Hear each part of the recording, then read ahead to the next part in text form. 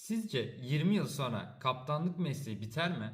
Veya 50 yıl sonra kaptanlık mesleği biter mi?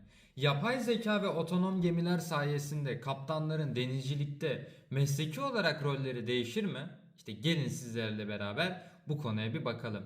Merhaba arkadaşlar, ben Deniz. Bugün sizlerle birlikte yapay zeka ve otonom gemileri inceleyeceğiz. İyi seyirler.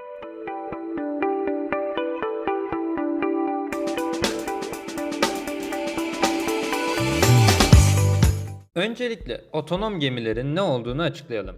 Otonom gemiler insan müdahalesine minimum düzeyde ihtiyaç duyan sensörler, yapay zeka ve otomasyon sistemleriyle yönetilen deniz araçlarındandır. Büyük şirketler ve araştırma merkezleri yıllardır otonom gemiler üzerinde çalışıyor. Rolls-Royce, Yara Brilliant ve Japonya'nın araştırma projeleri bu gemileri test eden öncülerden bazıları. Yapay zekanın denizcilikteki rolüne bakarsak, yapay zeka gemi operasyonlarını daha güvenli ve verimli ve düşük maliyetli hale getirmeye yardımcı oluyor. Örneğin rota optimizasyonu, hava koşulları analizi ve gemi bakım tahminleri gibi konular artık yapay zekanın kontrolü altında. Bu, insan hatalarını azaltırken denizcilik sektörünün daha sürdürülebilir hale getirme potansiyeline sahip. Peki yapay zeka bir gemi kaptanı kadar iş yapabilir mi? İnsanlar ve makineleri ayıran en büyük özellik duygular ve 5 temel duyu organları. Örneğin yapay zeka bir gemi mürettebatının yönetimini yapamaz ama seyir ve rota planlamasında yardımcı olabilir. Yapay zeka bir geminin yük alım ve boşaltmasını yapamaz. Yapsa bile bir insan kadar profesyonel olamaz ve bir geminin stabilitesini ve matematiksel yük ve seyir hesaplarını yapabilir.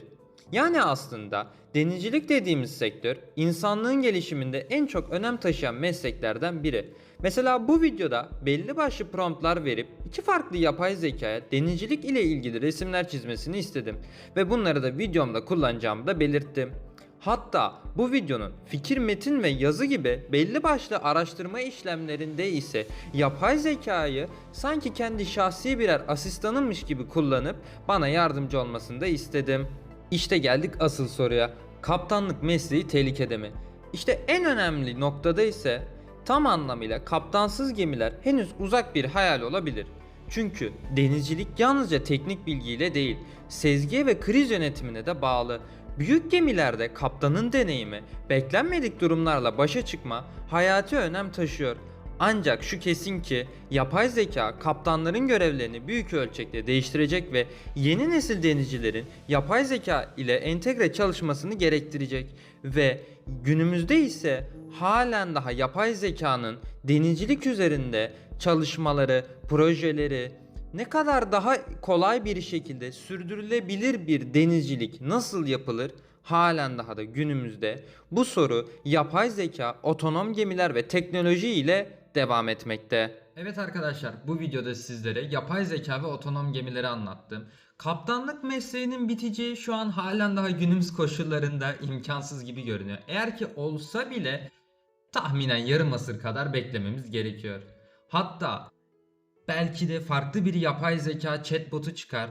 Örneğin Marine Insight'ın ChatGPT tabanlı GPT 4.0 tabanlı olarak geliştirdiği Marine GPT mesela halen daha günümüzde belli başlı IMO'da, SOLAS'ta, MARPOL yönetmeliklerinde ve regülasyonlarında hata veriyor. Veya siz çok daha böyle üst düzey bir araştırma gerektiren veya deneyim tecrübe hani mesleki anlamda pratik yetiştirme gereken konulara baktığımızda Marine GPT halen daha yeteri kadar verim sağlayamıyor. Ayrıyeten mesela herhangi bir geminin araştırmasını, tarihçesini yazın, araştırın. Çin'in yapay zekası DeepSeek'le bile baktığınızda etkili sonuçlar veremiyor. Ama benim mesela en çok şu anki videomda da kullanmış olduğum yapay zeka asistanlarından birisi Microsoft Copilot hem ücretsiz olmasından dolayı hem de onun da aynı şekilde GPT-4 tabanlı çalışmasından dolayı gayet güzel verimli işler yapabiliyor. Ama şunu da unutmamak lazım, sonuçta bu bir makine. Yani insan eliyle yaratılmış bir şey.